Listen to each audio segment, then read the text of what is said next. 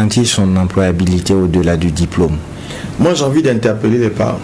Je crois que les parents, dès que les étudiants, surtout nous dans notre milieu, parce qu'on dirige une école, IST Ouaga 2000, IST UBS, le groupe IST UBS dans son ensemble, et moi c'est vrai que je suis Ouaga 2000, mais il faut dire que dès que les jeunes ont un diplôme, les parents ne s'impliquent plus dans leur formation.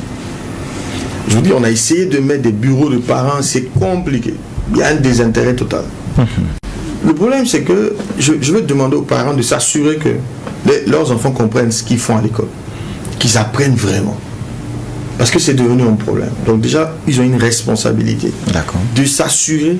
C'est vrai que c'est souvent des domaines pour lesquels eux-mêmes n'ont pas de connaissances, mais ça n'empêche pas de temps en temps de lui poser une question. Tu fais mécanique industrielle, dis-moi c'est quoi? De tout ce que tu as appris, qu'est-ce que tu sais faire avec?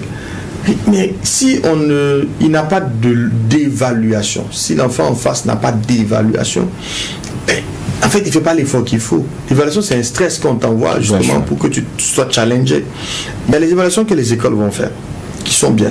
Mais l'implication des parents, pour moi, fait grandement défaut dans les formations supérieures. On ne demande pas de les contrôler, c'est plus des enfants.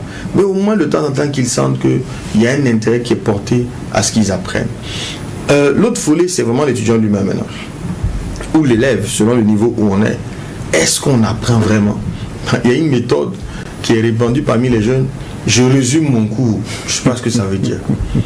Apprendre, ça commence déjà par apprendre par cœur. Ça fait partie du processus. On apprend par cœur. Donc il y a un effort de rétention.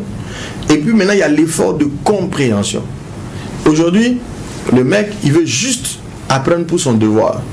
Donc c'est la veille du devoir qu'il va prendre une pile de connaissances.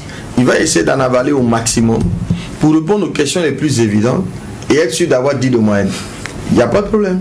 Tu as eu tes 10 de moyenne, tu as eu tes 12 de moyenne, tu passes en classe supérieure. Mais ce que tu oublies, tu n'apprends pas pour passer. Tu apprends pour aller compétir avec d'autres personnes sur un marché qui est étroit. Et donc si toi tu te contentes juste de passer, d'avoir ton diplôme, mais à la fin tu diras, le diplôme ne sert à rien. Ce n'est pas le diplôme qui sert à rien, c'est ton niveau qui ne te rend pas suffisamment compétitif.